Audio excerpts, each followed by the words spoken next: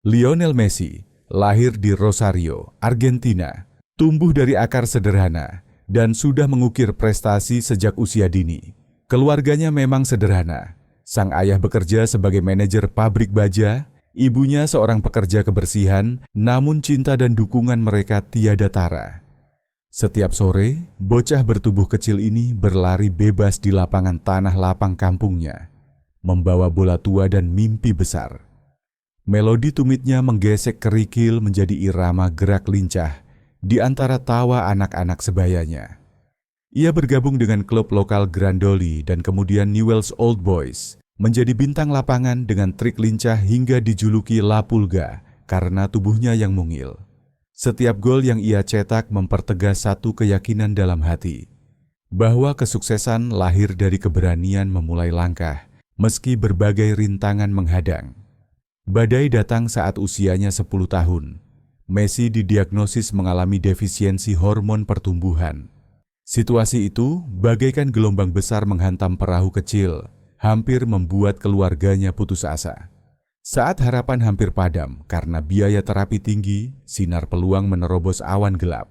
FC Barcelona menawarkan tempat di Akademi La Masia dengan syarat menanggung biaya perawatannya.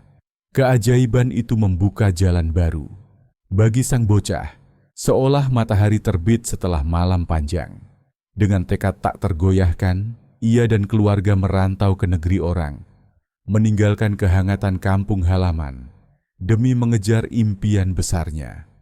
Di malam-malam panjang, Messi sering menatap bintang di balik jendela rumah, memantapkan tekad bahwa dengan sepak bola ia bisa menghitung bahagia di langit karirnya, bukan dengan harta.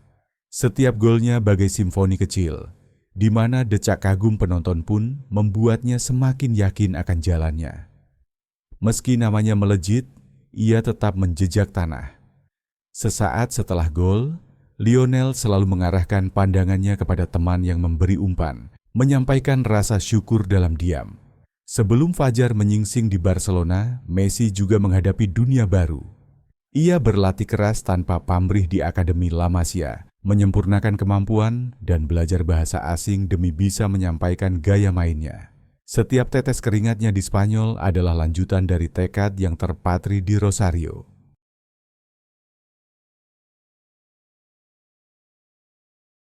Bertubuh kecil dan sempat mengalami gangguan hormon pertumbuhan, Messi tidak pernah mau didefinisikan oleh batasan fisiknya. Ia sadar bahwa tubuhnya tak setinggi pemain lain, tetapi hal itu tak membuatnya mundur. Tanpa mempedulikan perbedaan ukuran, Messi justru memutar otak. Jika tubuhnya mungil, maka ia akan lebih gesit dan cerdik. Ia melatih kecepatannya menggiring bola, meningkatkan keseimbangan, dan seringkali terlihat menari leluasa di sela para raksasa lapangan. Berkali-kali ia membuktikan bahwa kegigihan dan taktik cerdik lebih menentukan ketimbang ukuran tubuh. Tiada kata tak bisa dalam kamusnya. Yang ada hanya tantangan untuk dihadapi dengan kepercayaan diri yang tak pernah surut. Semangatnya menular. Rekan satu tim pun sering terinspirasi oleh mental pantang menyerahnya. Gelar demi gelar, juara diraihnya bersama klub. Namun, di panggung internasional Messi sempat jatuh ke lembah kegagalan. Kekecewaan melanda ketika Argentina kalah di final Piala Dunia 2014 dan beberapa kali di final Copa America membuatnya meneteskan air mata di bawah sorot lampu. Atmosfer yang tadinya gemuruh tiba-tiba hening sendu, seolah stadion ikut bersedih. Meski bersama Barcelona, ia telah mengumpulkan puluhan trofi juara dan Ballon d'Or, hal itu belum menggantikan kerinduan membawa harum nama negaranya. Bagai anak kecil menunggu pelangi usai hujan, Messi tetap yakin bahwa awan kelam pasti berlalu. Setiap kekalahan menjadi guru yang mengajarinya ketabahan dan keteguhan hati. Bahwa kegagalan sesungguhnya hanya menyiapkan batu loncatan menuju keberhasilan. Pada akhirnya, awan mendung itu pun pecah menjadi sinar kemenangan. Di bawah langit Maracana, Lionel mengantar Argentina menjuarai Copa America 2021. Hadiah rindu 28 tahun negeri, itu tanpa gelar besar. Detik-detik puncak itu memberikan ketenangan batin baginya setelah mimpi panjang akhirnya terwujud. Tak lama kemudian, kisahnya mencapai klimaks di Piala Dunia 2022. Ia kembali mengangkat Piala Dunia ketiga untuk Argentina setelah penantian puluhan tahun. Lewat fase itulah Messi membuktikan setiap kegagalan yang dijalani adalah pelajaran berharga menuju keberhasilan yang lebih besar. Setiap gelar internasional yang akhirnya direngkuhnya pun dirayakan dengan tumpukan pelukan di lapangan, menghapus bayang-bayang kekecewaan masa lalu. Wajah-wajah riang yang menunggu di terminal bandara saat ia pulang menjadi bukti bahwa Messi tak pernah membawa kemenangan hanya untuk dirinya sendiri. Ketekunan Messi sehari-hari adalah bahan bakar yang menyalakan semua prestasinya. Dari pagi buta hingga malam pekat, lapangan sepi menjadi saksi perjuangannya. Ia menggiring bola, menembak, dan mengasah teknik tanpa mengenal lelah.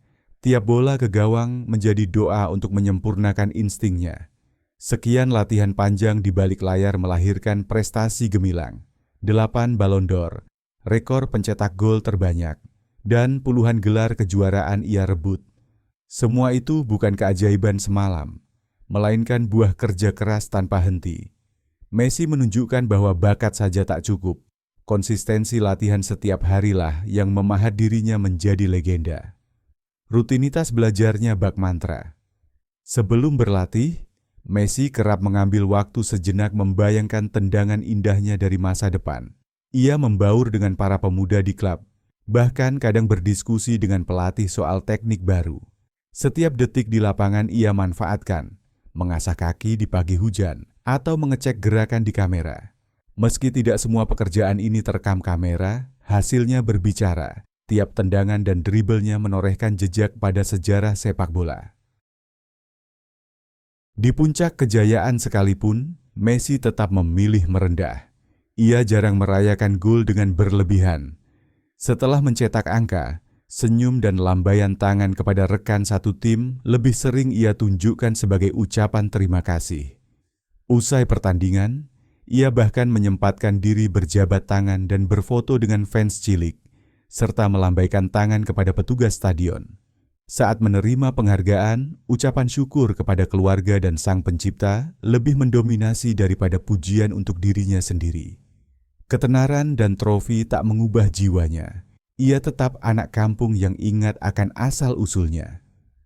Bagi Messi, kejayaan terbaik adalah kemenangan yang dirayakan bersama.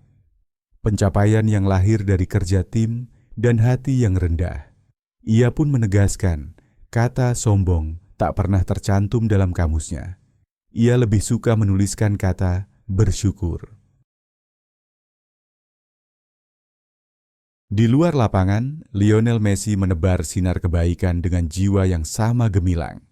Yayasan Leo Messi, yang berdiri sejak 2007, digerakkan oleh keyakinan bahwa semua anak berhak mendapatkan kesempatan setara untuk meraih impian mereka. Melalui lembaga ini, Messi menebar kebaikan kepada anak-anak sakit dan mendukung layanan kesehatan di Argentina maupun di Spanyol. Saat pandemi COVID-19 melanda dunia, Messi bahkan menyumbangkan 1 juta euro ke rumah sakit di Catalunya dan Argentina untuk memerangi wabah. Ketulusannya tak berhenti di situ. Setiap trofi yang diraihnya sering ia alokasikan untuk yayasan amal, menjadikan kemenangan di lapangan sebagai berkah bagi sesama. Messi juga terlibat dalam berbagai program sosial. Ia membiayai pembangunan gym untuk klub masa kecilnya, agar generasi muda punya tempat berlatih, menyumbang untuk penyediaan air bersih dan makanan bagi ribuan anak di Kenya melalui UNICEF, dan turut berkolaborasi dalam proyek No Child with Leukemia untuk membantu riset penyakit mematikan pada anak. Bahkan trofi dan jersey, koleksinya sering dilelang untuk didonasikan ke program sosial, memastikan kemenangan di lapangan bisa membawa senyum bagi yang membutuhkan. Bagi Messi, keberhasilan bukan hanya dinikmati sendiri, melainkan menjadi berkat bagi banyak orang. Ketulusan memberi ini menegaskan bahwa setiap piala yang diraih akan lebih bermakna saat disumbangkan kepada mereka yang membutuhkan.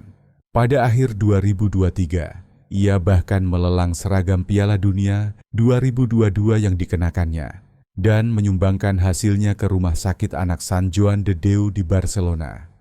Messi sudah lama menjadi dermawan di rumah sakit tersebut, hingga sebuah bangsal kanker anak dinamai atas namanya berkat donasinya. Ia kerap menegaskan bahwa setiap anak berhak merasakan keajaiban, bukan hanya segelintir orang. Dengan rendah hati, ia berujar bahwa keberhasilan terbesar adalah ketika kita menyalakan harapan pada hati yang lain. Messi kerap menegaskan bahwa setiap anak berhak merasakan keajaiban, bukan hanya segelintir orang. Dengan rendah hati, ia berkata bahwa keberhasilan terbesar adalah ketika kita menyalakan harapan pada hati yang lain. Perjalanan hidup Lionel Messi tampak seperti kumpulan titik cahaya yang tak pernah padam. Dari ketekunan bocah kecil di Rosario hingga kerendahan hati saat meraih Piala Dunia, setiap langkahnya memperlihatkan nilai-nilai luhur, keberanian menghadapi keterbatasan, kerja keras tanpa kenal lelah, dan keikhlasan berbagi kepada sesama.